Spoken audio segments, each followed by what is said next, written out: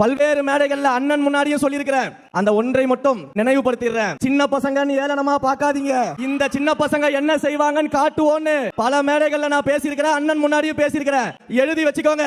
இந்த சின்ன பசங்க வருங்காலத்துல எதிர்க்கட்சியே இல்லாத சட்டமன்றத்தில் எங்கள் அண்ணனை முதலமைச்சராக அமர வைப்போம். அப்படின்னா எதிர்க்கட்சியே இருக்கக்கூடாது இல்லையா? இது என்ன, இது ஜனநாயகமா அல்லது சர்வாதிகாரமா? கொடுங்கோன்மை. அறநிலைத்துறை அமைச்சர் ஒருத்தர் ஒரு தம்பி, அவர் பேசுறாரு திருச்சியில, ஒரு வரலாற்று பெரும் முழக்கத்துக்கிறாரு, எதிர்க்கட்சியே இல்லாத சட்டசபை அமைப்பார். உன்னை தாண்டா தேடிட்டு இருக்கேன். எவ்வளவு பெரிய ஜனநாயகவாதிடா. இதுல நம்மால இன்னும் கொஞ்சம் என்னை சப்போர்ட் பண்ணிருக்கலாம். அடப்பாவி, இதுவே அதிகம்டா. டேய் இவரு நம்மால ஏறி இன்னும் கொஞ்சம் என்னை சப்போர்ட் பண்ணிருக்கலாம். நான் கடந்த மேடையில் தலைவர் முன்னாடி சொன்னேன், எதிர்க்கட்சியே இல்லாத சட்டமன்றத்தை உருவாக்கும் வருங்காலத்துல. உடனே பாதி பேருக்கு கோவம் வந்துருச்சு. அது எப்படி சொல்ல முடியும்? அது ஜனநாயகமா அப்படின்னு. 234 தொகுதிகள் நாங்க தான் ஜெயிப்போம் சொல்லும்போது அதுக்கு என்ன அர்த்தம்? எதிரில் வர கட்சி இருக்க மாட்டாங்கன்னு அர்த்தம் சட்டமன்றத்துல. அப்ப அது மட்டும் ஜனநாயகமா? அதைத்தான் நான் கொஞ்சம் மாத்தி சொன்னேன். திரும்பவும் சொல்றேன், எல்லா மேடையிலும் சொல்லுவேன், இந்த சின்ன பசங்க வருங்காலத்துல எதிர்க்கட்சியே இல்லாத சட்டமன்றத்தில் எங்கள் தலைவரை முதலமைச்சராக அமர வைப்போம். நம்ம சீமான் ஐயா ஒரு சரியான ஃப்ராடு. அப்படியும் பேசுவாப்புல, இப்படியும் பேசுவாது. உலகத்துக்கே தெரியும்.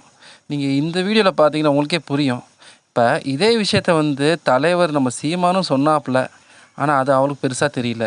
இதே விஷயம் டிஎம்கேவும் சொன்னாங்க, நாங்கள் 200க்கு 200 மேலே அடிப்போம் நாங்கள் அப்படின்னு சொன்னேன். அப்போல்லாம் வாயை திறக்கலை. டிவிக்கே பேசினா மட்டும் ஏன்பா வாயை திறக்குறீங்க? ஏன்பா உங்களுக்கு என்னப்பா அப்படி கஷ்டமாக இருக்குது? எதை எனக்கு புரியல. எதை எதிர்த்து இவர் அரசியல் பண்ணுறாருன்னே புரியல.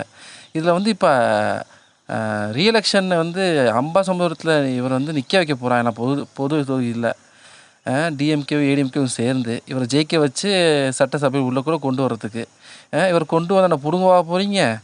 இவரும் வந்தாருன்னா நாங்கள் வச்சு செய்வோம். நாங்கள் வரட்டும், தான் பார்க்கட்டுமே, அதையும் பார்ப்போம். வந்தால் நாங்களுக்கு இவரை பற்றி உலகத்துக்கே தெரிய ஆரம்பிச்சிடும். வரட்டும், இவர் வந்தால் தான் எங்களுக்கும் நல்லது. மக்களே, நீங்களே புரிஞ்சுக்கோங்க. நீங்கள் பை எலெக்ஷன் நான் 5-6 தொகுதியில் நடக்குது. யாருக்கு ஓட்டு போடணுமோ அவங்க யோசித்து போட்டுங்க.